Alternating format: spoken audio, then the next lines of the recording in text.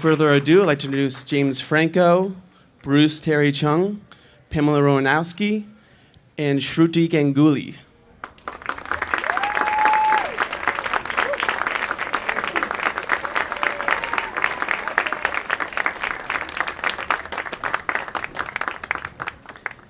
Hey guys, congratulations on the film. Thank you so much for joining us. First, James, how did you get introduced to C.K. Williams' work, and what drew you to making the films out of this poetry? Well, I was at NYU for film, and with most of these people, and we were required to make a series of short films, and I found from my first film on that it was very I got very inspired by by adapting poems into these short films. The size really worked, but more than that, working with a poem as a source broke up my preconceived ideas about how a film should be shaped, what should be the main focus of a film. And there are certain things that are so ingrained in film school teaching and students' ideas about how a film should be shaped, like a 3-act structure and a rising action, and the conflict should be established by this point and then resolved by this point, that I really loved, working on something that broke me out of that. And I found, like, oh yeah, you realize a lot of that idea of what works is really based on, what has sold in the past, and the way that we have been showing movies for the last 100 years, mainly in theaters. But now, not only are the way that we show movies and shows and videos, changing so much,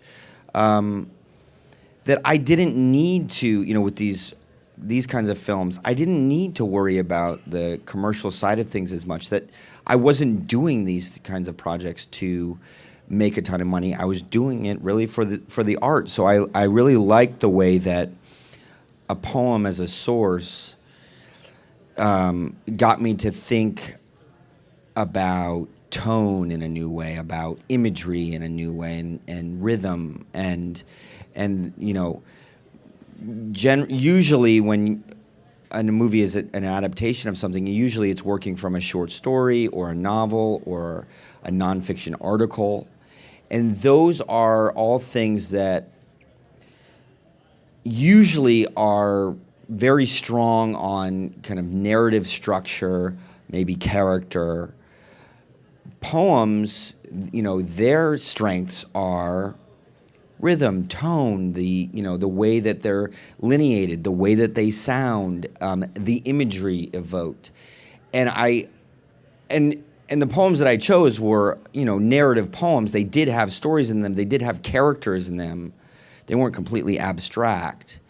But what was primary was something other than narrative. And so once I graduated, I went back the next year to teach, and this was the first class that I taught. And I wanted the students to have that similar experience. I wanted to, bring them poems to work from so that we could, as a class, kind of break out of these preconceived ideas of structure. Not only that, I really liked using this book in particular for a whole class with 12 different directors, because it was a single book with many poems in it, but they all seemed to revolve around a central character, a central poet figure that seemed somewhat based on C.K. himself. And so that allowed me to give, each student could pick his or her own poem to work on and adapt, but they would also be thinking about how that individuated piece would work in connection with the rest, and how their piece would add to the whole and contribute to the whole. And in that way, it made the class both, it allowed for a lot of room for each student, each director to bring his or her own kind of creativity, own ideas to his or her own piece, but it also made it the whole class collaborative because they were thinking how their piece fit into the greater whole. So it kind of gave me everything that I wanted as a teacher. And Bruce, you were the through line throughout the film's 12 different directors. I mean, it's an amazing feat. And working with different directors, but with James, maintaining the main character, what was the challenges in working with so many different directors, and what were the benefits of having the same lead actor in that situation? I feel very lucky to be able to work with such amazing directors on The Color of Time, Pam, Shruti, Tina, Edna, Virginia. It was a very eye-opening experience for me, especially as a young cinematographer. Every day I learned so much from set. I would come back to I shared a hotel room with the other DP on the shoot, Pedro, and every night we'd come home from shooting and we talk about how much we learned and how much we were able to accomplish in such a short day. Like, James has this great energy where he always wants to shoot. He doesn't just want to shoot what's scripted. Whenever there's like a free moment, we'd go out into Detroit where we made the movie and like steal scenes, steal moments, steal improv with other actors, and just like make it as organic and as free as possible. And as a young filmmaker, that was very eye-opening because I didn't know you could make a movie that way. I didn't know you could just do it, and I think that's what I learned the most from this project was how we can just do it, especially with the tools that we have in our hands now, Yeah. And speaking to the directors, Shruti, starting with you, I mean, what was the challenges in being part of one of a dozen different directors, and was that something that, what were you trying to bring to your version? Were you trying to make a through line, or were you just interested in telling your own story? I think that everyone connected with a certain poem in a very specific way and adapted it with their unique take on it. And I think we were so communicative and collaborative in terms of overall structure and themes and ideas. And that's how we built a timeline, how we found that characters and themes were repeating, as James said, and we built an aesthetic language. So at the same time, while you were conscious of your own, you were so aware of the whole that you were a part of. And for this to work, you had to recognize that you were going to try and do something bigger. But at the same time, the beauty with this particular project was kind of diving in and being comfortable with not knowing how things will go and where this will go. And it's kind of amazing that what started out as like an idea some years ago is now on screen, and that's really exciting for us. So, I've learned a lot. This was the first film I produced, and so also producing it with 11 other very, talented, opinionated NYU Tisch grad students was really, was amazing. It was a challenge, but it has been such a journey, and we all collaborate and work together still and have a foundation for friendship and for work. Pam? Well, the question is about how... Just the difficulties in working with, 11 other, creative minds on a one through line, and, the benefits of it, I think that it was a really amazing lesson to learn starting out our careers. Collaboration is everything in this business, and so, the challenge of working with 11 other directors is a thing, but we are all, great friends and really cared about each other and trusted each other, and had a lot of time to work on it. But I think the skills that we learned about being clear on what we were trying to do and letting go and, accepting happy surprises and obstacles and turning those risks into opportunities. That is a lesson that I think really changed my life and changed a lot of our lives, and, is an instrumental thing to learn. Like Bruce said, there are ways that you think you're going to make a film, and then this kind of opened our eyes to a whole different way. And I worked with Bruce and James on another movie, and I think that we, on this film, developed a lot of trust and freedom and ability to say, let's see what happens, let's find it in the moment, let's find it together. So collaboration is a critical skill to have. That's excellent. And James, going to the amazing cast, I mean, it's incredible, the people that came out. Mila Kunis, who you've collaborated before in the past. Bruce Campbell makes an amazing little turn in there, and then Zach Braff. I mean, how did you go about the casting process for this, and how did you guys sort of work to, get these people interested and involved? Were they excited about the experience? And Jessica Chastain and Henry Hopper is in it, and I'm in it. And yeah, this was my first class as a film teacher. And since this class, I've taught many more like it, and this was kind of the paradigm for everything I've done after. And so now I'm in the middle of my 5th year as a teacher, and I've found that it has to be the right kind of actor, and I have a pretty good sense of who to ask now. Like people, some actors just are too busy, or they just don't have any interest in working with people that have less experience than them. They're, I don't know what it is. They're afraid, or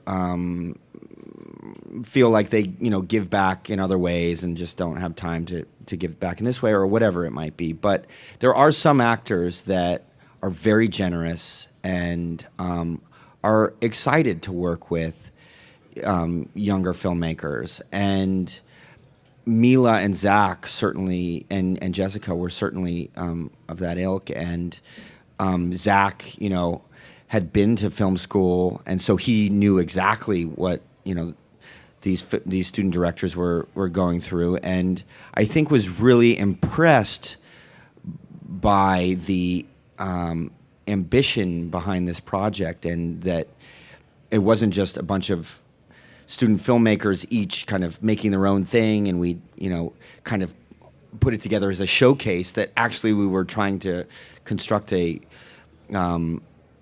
feature film, and then he told me after he did it that he was so happy that he did it, that it took him back to that pure time when filmmaking was new, when he was doing it with wide eyes, really doing it for the love and for the art of it. And that's what a lot of these actors have told me, that it reminded them about, of why they got into acting or making films, and that there is, still purity in what we do, and not that, big commercial films can't be artistic, but there are certainly a lot of other commercial considerations and marketing considerations that come in, and that need to be navigated once you leave, the pure space of film school, and so they were all really happy to do it, and they had a, really great time on the movie. Speaking of Mila Kunis and your collaborators, I think we have a clip that we can show now of you working with Mila.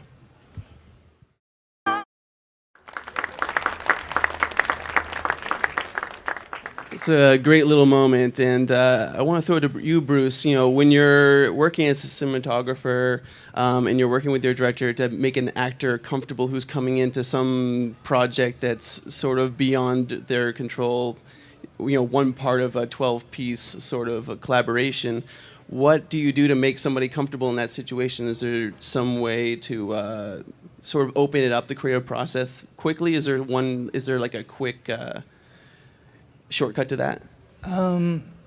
Actually, for this clip here, Pedro shot that, and I directed that quick scene. And I think for me just as a person, I try to be very open and collaborative whenever possible. And we shot that scene kind of in the middle of the night. I think James and Mila worked overtime on Oz, and they came straight from Oz to our little set in the middle of Detroit. And it was like 2 in the morning, I think. And they had a 6 a.m. call time. I was like, oh my gosh, we got to shoot it quick and fast. So we just, I wanted to, forget the lines and just improv, because like James and Mila, they have great chemistry. They're like amazing actors, amazing at improv. And like, don't fight that. Just like give them the space to really discover magic. So, I just try to be invisible with the technical stuff like lights and cameras, be as invisible as possible, and just maybe give the actors like a starting point for a scene and an end point for a scene, and let them get there however it feels natural and best, But yeah. And how about you, James? I mean, were you able to do prep work while you were working on, was there moments in Detroit where you were able to sort of rehearse that scene, or did you go in there, fresh and cold? Or? No, I mean, we had done, as when you're teaching a film school, the professors or teachers don't usually go to the student sets. You do all the work in the classroom, you help the students through pre-production and all that. And so the fact that I was actually on this set was really because I was an actor. So I did a ton of prep with the directors in the first semester, where we developed the scripts. I have this thing that I do with all my classes, where once they have the second or third draft of a script, I have them go out and shoot the entire thing for, they should spend no money on it. They don't need their real actors. They don't use real locations, but they go and approximate all their shots, and they say all the lines and cut it together, and to really see it up on the screen, so that we don't have to argue back and forth in the script stage. We're making movies, so we should be dealing with moving images, not words on a page. And so I have all of them do that. So they all did that for this, and you develop the script more after that. You see the test, and that was working, or what did you find in your test? And and it's like those tests are great because they're low pressure situations where directors who haven't been on 10 movie sets get to be on a set and just try things without real money being spent, without professional actors looking to them to say, what do I do now? Like, they get to just kind of figure it out in their own time and just try things. And it's a great kind of rehearsal and for directors, but you also get to see how your ideas are playing, on camera. And so we did all of that. And then once I see that and I watch those tests with the directors, then I can say, this is what I think. I think this is working. What are you going for there? Oh, you were going for that. It's not quite reading. Did you think about this? And once we go through all that, I can kind of sign off and say, all right, go for it. I think you're in the right direction. So they did all the prep work in Detroit, and they found all the locations, and and Bruce and Pedro, the DPs, kind of worked out the way that they were going to light it and shoot it, and all of that. But as far as the actors coming in and working with different directors, it sounds kind of crazy or like a little schizophrenic or something, but it's actually not that different than working on a television show where you'll have multiple writers, you'll have multiple directors, but at the center, there'll be a concept, there'll be the characters that kind of continue, there'll be, storylines that continue. And so once, as a performer, I think once you have that down and everybody involved also understands that these are all connected and building off each other so that one section won't verge, completely away from the others, because then, who knows, maybe that section won't make it into the final one because it's like, well, how does this fit? You were going, all the way over there. We were all over here. So everybody knows to kind of stick to the spine of the thing. So I think it's once that's in place, that spine, that through line, stylistically and thematically and narratively, the actors can kind of go from piece to piece and feel like they're still making the same thing. Nice. And this question's for Shruti and Pamela. I mean, this is a student project, but you're also directing, a very high-profile actor that happens to be your teacher. And what is were there a lot of nerves involved with that? What are the stresses of that? And I know you've both sort of gone on to work on really impressive projects right now. So if you could tell us a little bit about what you're working on now. Pam, why don't you go first? No, I don't think there were a lot of nerves. James is a really inspiring and great leader and set the tone for this, like I said, a lot of freedom and ability to experiment. As far as what we're working on next, I made a movie called The Adderall Diaries with James and with Bruce that we're finishing post on now. And that was a collaboration very much born of this one and of knowing each other in film school. I think there's real magic that comes from having this kind of partnership. I feel insanely lucky. Not everyone gets to have that. Most people don't get to have that. And we all share kind of a passion and, pool of interests and themes. And I trust them both so much. It was, it is without a doubt the best thing I've gotten to do. It was a blast. So I went to NYU for my MFA at Tisch, and I also got my MBA at Stern. So I did 2 masters. And so what I love about this project, I was a producer on it, but I also got to direct. But since I've ended up producing a lot more, and my 4th feature is going to Sundance, so pretty excited about that. But what I love about this, it reminds me of how I need to be focusing on my writing and my directing more, and this has been a real reminder, especially with the film coming about. While I love producing, I also love directing equally, and it's been like going back and like having memories of set and working with James and working with my classmates, my Tisch friends. Can we all just give like our other directors who are here? Can you stand up, absolutely, please? Absolutely. Because we made this together. Virginia, there we go. Shripriya, Edna, Tina. And I feel like there's also, while in this group of 12, there are about 9 countries, I think, represented. And it was amazing because we also were very international and have very different perspectives. But this was really the foundation for so many things. And I'm super grateful for that. That's great. I think we have another clip to show featuring Zach Braff, who you were talking about earlier.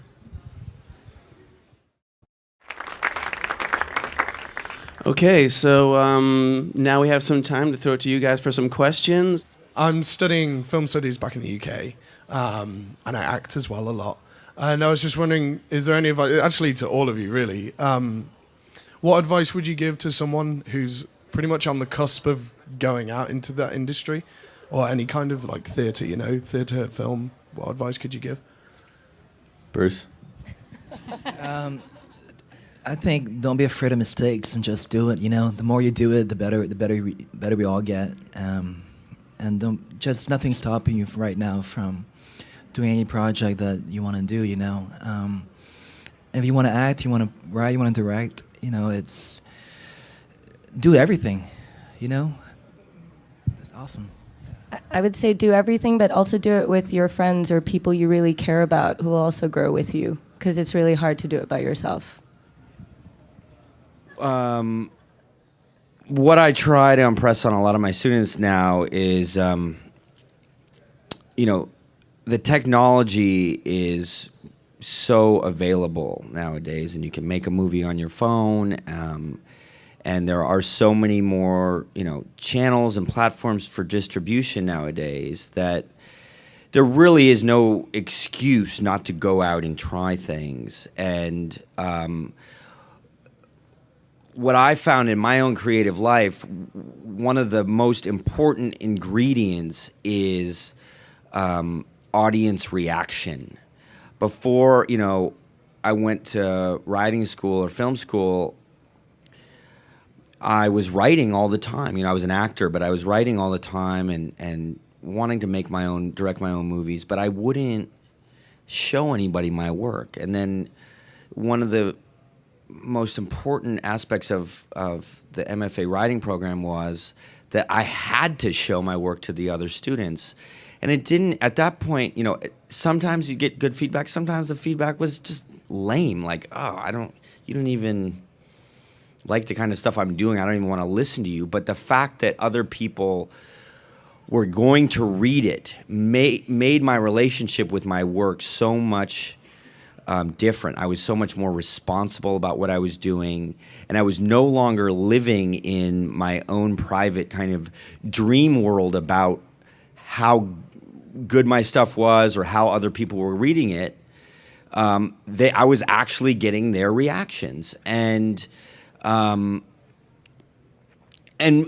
also learn, when you put your stuff out there, you learn who to listen to. You find, your critics, your mentors, the people who will give you the advice that helps you. And you'll also find that there are a lot of people out there that if they see your stuff, they're not your audience, and you don't need to listen to them. And you need, if you want to create work that will go beyond your own private sphere, you need to understand how your work is being read by other people. And now today more than ever, you can put it out there. You can get reactions. So there's really no excuse not to just go and do it.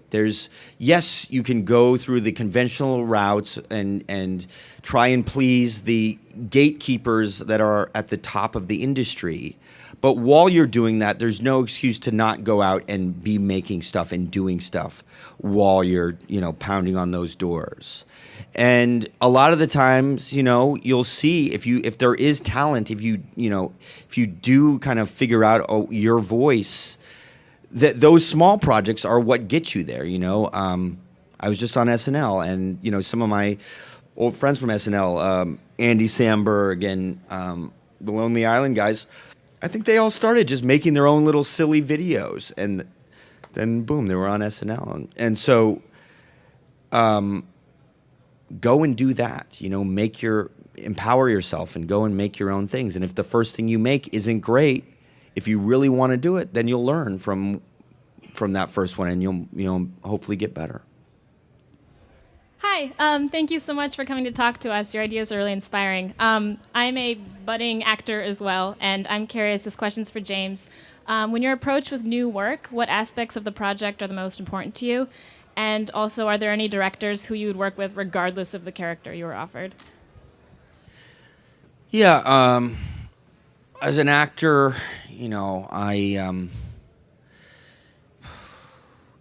think, when I was a younger actor, I realized that I was really focused on myself more than the project. And I would, do a ton of work for the character, but it was really to kind of make myself look good rather than try and help the project be the best that it could be. And now that I am a director and I understand, what a director really needs, when I'm hired as an actor, I see my job as, helping the director achieve his or her vision and really trying to make the whole project, as good as possible. Because, as an actor in film and television, you're just one piece of the puzzle, and you're only as good as the people you're working with and the context you're in. This is why you can see great actors be great in one movie, and then you're like, wow, what happened in that movie? They're okay, but they just weren't as good. And it's not that they were suddenly bad actors. It's like, no, it's the context. It's the material they're working with. So I try to just, find good material, find people I trust, people I like working with, and then serve the project. And I guess as an actor, I just trying to figure out the character, basically, just in broad strokes, there's the inner side of the character and the outer side of the character. And the inner side, you just try and find out, who is this person? What is his or her worldview? And I try to just find one essential desire, one essential need for that character. What is this, just within the confines of that story, what does that character want? In Pineapple Express, that character wants a friend. He really wants a friend. If I didn't emphasize that, it would have just been a stoner comedy. But I think that movie is more than a stoner comedy. It resonates deeper than just that. So, and I truly believe a lot of that comes from the character being grounded in this basic need.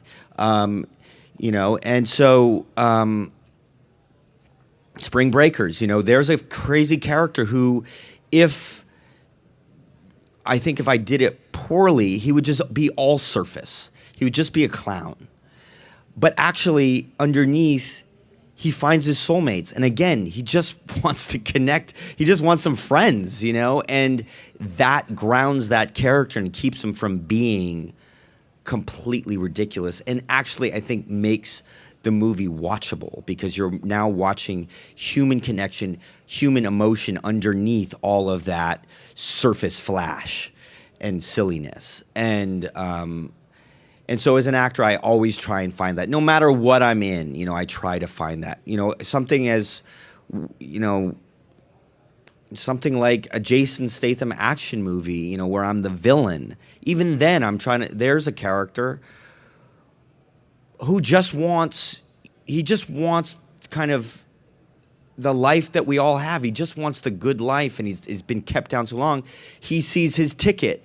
Unfortunately, his ticket to that good life involves taking out another human, so that makes him a villain.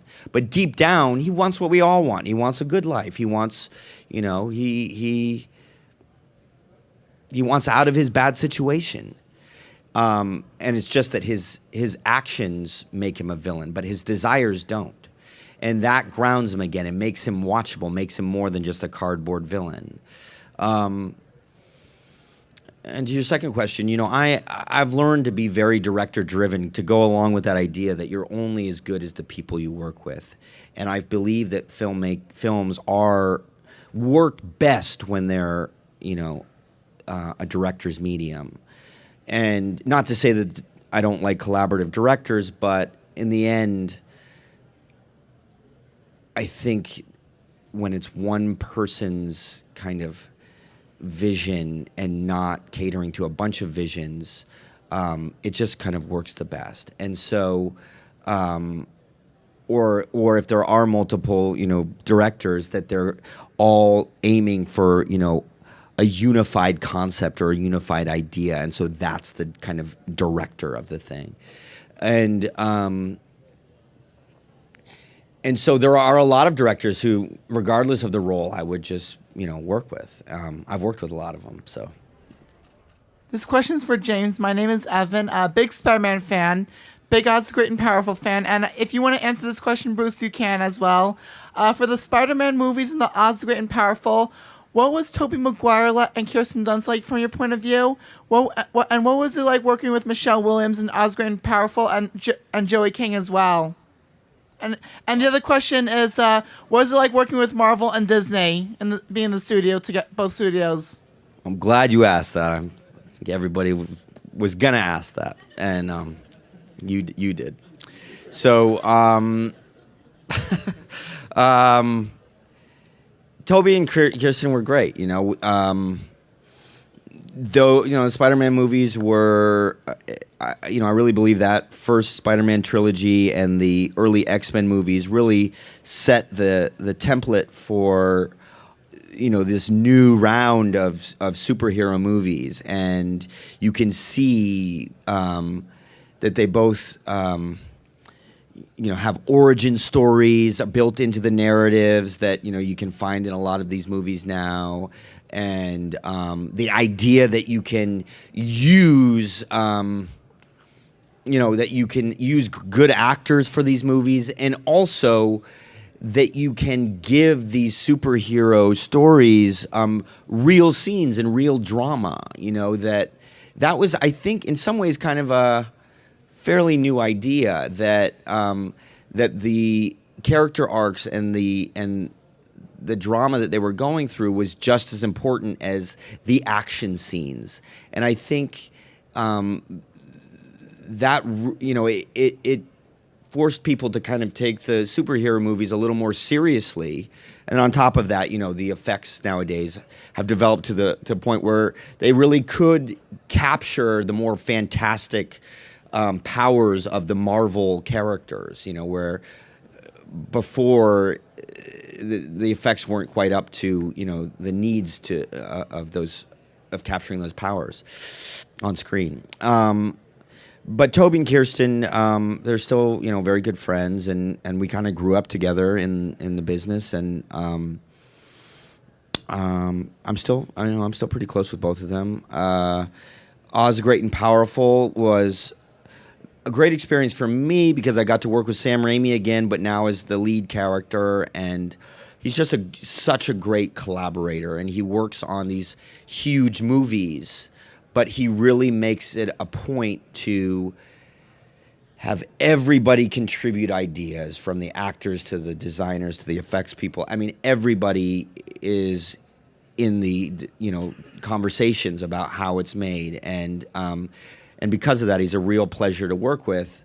And he also, people ask me like what I've learned from the different directors and what I take onto my sets when I direct, and it sounds like a small thing, but it's actually not. Sam Raimi is so fun to be around. If you go to his sets, he's telling jokes, and even though each day on that movie costs probably more than $1 million, he's still having fun, and that makes everybody happy to be on set.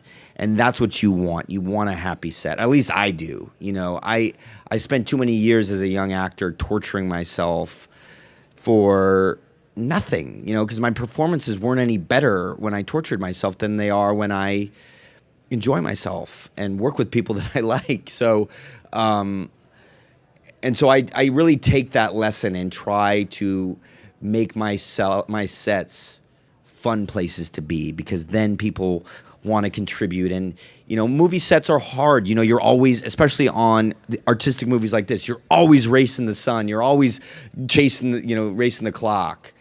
And if you have a group of people that want to be there, and you don't, you miss a shot, or you need one more shot, or you need to go overtime, they're much more apt to say, all right, we'll do it, than if you're a jerk, they're going to be like, yeah, sorry, union rules, we got to go.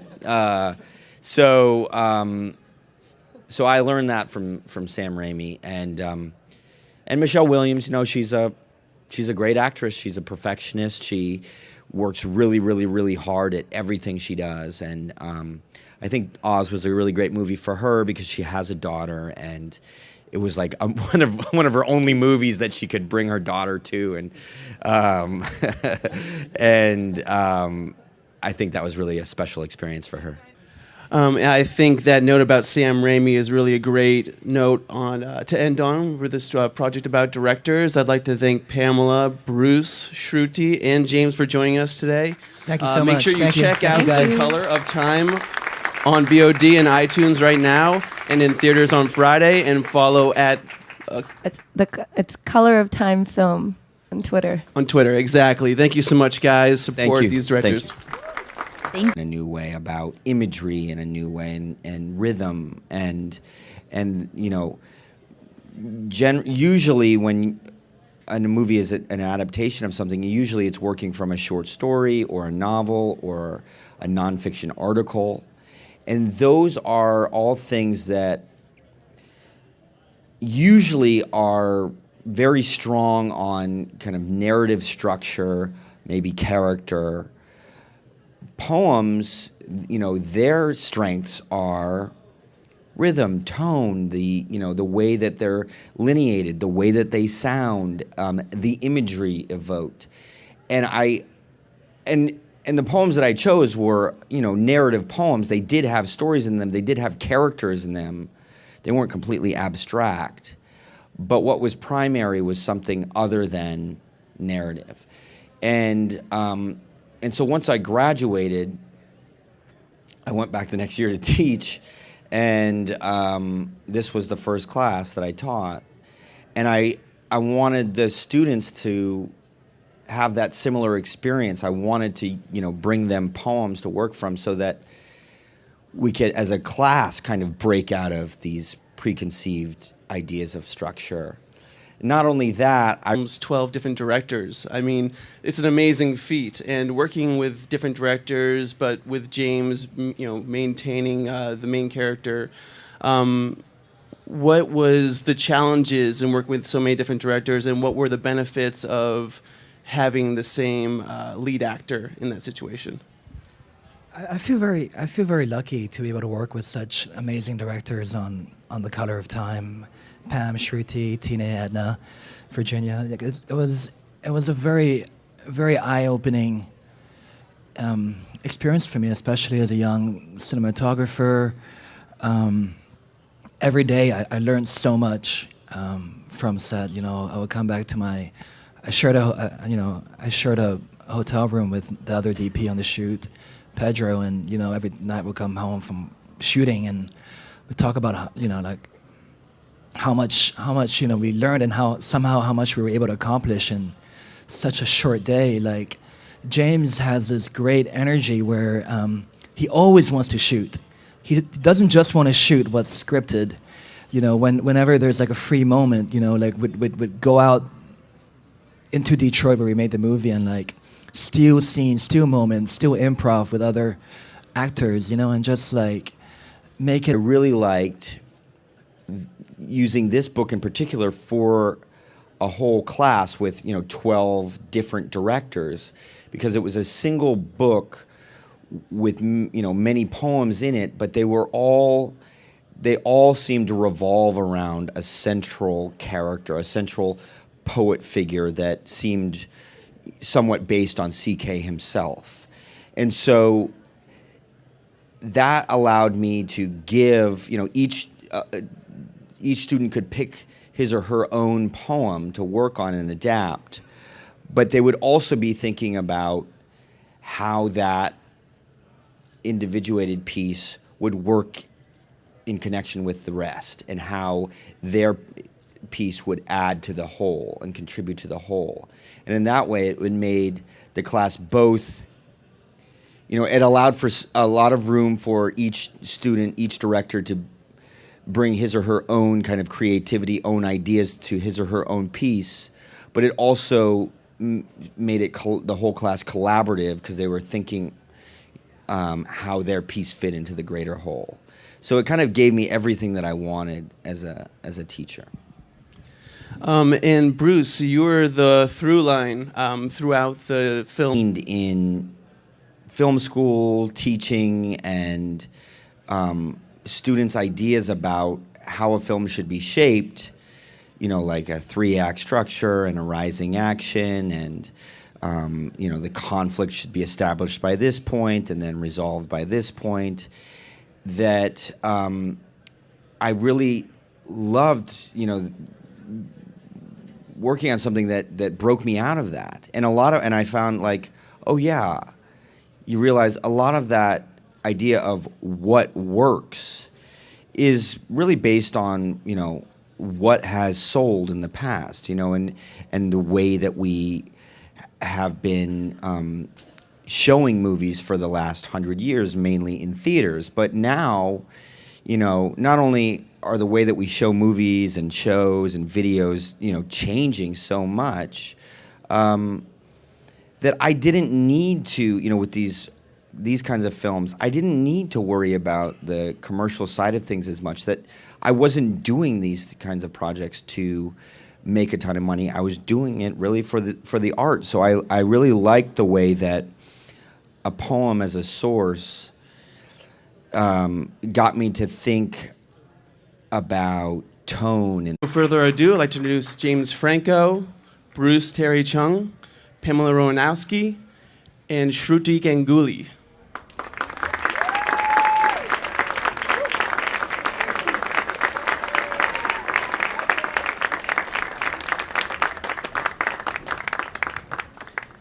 Hey guys, congratulations on the film. Thank you so much for joining us.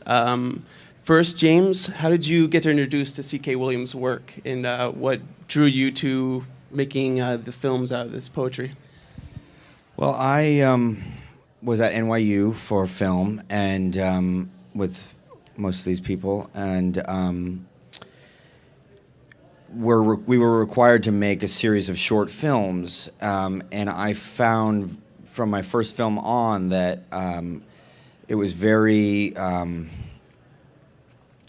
I got very inspired by by adapting poems into these short films. The size really worked, but more than that, working with a poem as a source broke up my preconceived ideas about how a film should be shaped, what should be the main focus of a film.